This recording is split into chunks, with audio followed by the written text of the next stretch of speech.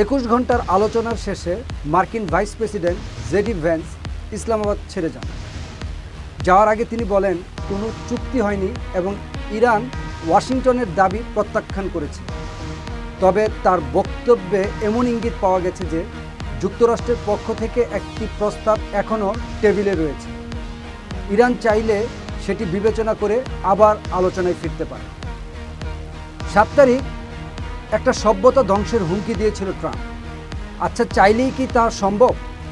চাইলেই কি যুক্তরাষ্ট্র পারমাণবিক শক্তি ব্যবহার করে একটা দেশ বা সভ্যতা ধ্বংস করে দিতে পারে?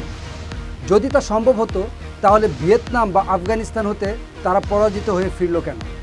যুক্তরাষ্ট্র খুব ভালো করেই জানে, ইরানের বিরুদ্ধে পারমাণবিক শক্তি ব্যবহার করা মানে যুক্তরাষ্ট্রের আত্মহত্যা। কারণ যুক্তরাষ্ট্র ইরানে পারমাণবিক হামলা চালালে সাথে সাথে রাশিয়া চালাবে ইউক্রেনে, চীন চালাবে তাইওয়ানে, উত্তর কোরিয়া চালাবে দক্ষিণ কোরিয়াতে। অর্থাৎ সর্বোচ্চ শক্তি প্রয়োগে দখলদারিত্বে যাবে তারা। প্রয়োজনে তারাও তখন পারমাণবিক শক্তি প্রয়োগ করবে। তাই ফলপ্রসূ আলোচনা না হওয়ায় পুরো প্রক্রিয়ার কেন্দ্রীয় চরিত্রে থাকা মার্কিন প্রেসিডেন্ট ডোনাল্ড ট্রাম্পের পক্ষ থেকে এখনও কোনো মন্তব্য পাওয়া যায়নি। তবে সকাল থেকেই গণমাধ্যমে খবরটা এমনভাবে আসছে যেন একটু পরই আবার যুদ্ধ শুরু হবে। কিন্তু 14 দিনের যুদ্ধবিরতিটা 8 এপ্রিল থেকে কার্যকর হয়ে আগামী 22 এপ্রিল গিয়ে শেষ হবে। তাছাড়া হরমুজ প্রণালী ও পারমাণবিক ইস্যু ছাড়া বাকি বিষয়গুলো তারা মোটামুটি একমত হয়েছে। তাছাড়া 47 বছর পর ইরান আমেরিকার সরাসরি এক টেবিলে বসাও অনেক অমীমাংসিত বিষয় মীমাংসার সম্ভাবনা রয়েছে।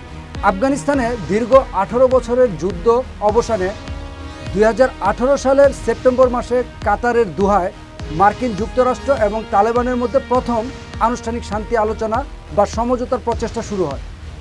2 বছরে কয়েক দফা আলোচনার পাশাপাশি যুদ্ধ চালিয়ে যায় তারা। পরবর্তীতে 2020 সালের 29 ফেব্রুয়ারি কাতারের দোহায় যুক্তরাষ্ট্রের সাথে এক দফা শান্তি চুক্তি স্বাক্ষরের মাধ্যমে তালেবানের সাথে শান্তি প্রক্রিয়া কার্যকর হয়, যা দোহা চুক্তি নামে পরিচিত। ঠিক একইভাবে পাকিস্তানের ইসলামাবাদে বোঝাপড়া শুরু করেছে যুক্তরাষ্ট্র এবং ইরান। ইরানের পররাষ্ট্র মন্ত্রণালয়ের মুখপাত্র ইসমাইল বাগাই বলেছেন, ইরান ও যুক্তরাষ্ট্র কিছু বিষয়ে একটি বোঝাপড়াতে পৌঁছাচ্ছে। তবে এখনও 2-3টি গুরুত্বপূর্ণ বিষয় মতভেদ রয়েছে। তিনি আরও বলেন, এই আলোচনা হয়েছে 40 দিনের যুদ্ধের পর। তাই এতদিন যুদ্ধের পর দুই দেশের মধ্যেই একে অপরকে নিয়ে এখনও অবিশ্বাস ও সন্দেহ আছে। তাই এক বৈঠকে সব চূড়ান্ত চুক্তি হবে এমন আশা করাও উচিত নয়। পাকিস্তানের মধ্যস্থতায় ইরান ও যুক্তরাষ্ট্রের মধ্যে টানা 14 ঘন্টার আলোচনা শেষ হয়েছে। উচ্চ পর্যায়ের এই আলোচনার পর প্রক্রিয়াটি এখন কারিগরি পর্যায়ে পৌঁছেছে, যেখানে উভয় পক্ষ লিখিত প্রস্তাব বিনিময় করছে। সামাজিক যোগাযোগ মাধ্যম এক্সে দেওয়া এক পোস্টে ইরান সরকার জানিয়েছে, ইসলামাবাদে উচ্চ পর্যায়ের বৈঠক শেষে দুই দেশের কারিগরি দল এখন বিস্তারিত প্রস্তাব ও বিশেষজ্ঞ পর্যায়ের খসড়া বিনিময় করছে। পোস্টে আরও বলা হয়, কিছু বিষয়ে এখনও মতপার্থক্য থাকলেও আলোচনা অব্যাহত থাকবে।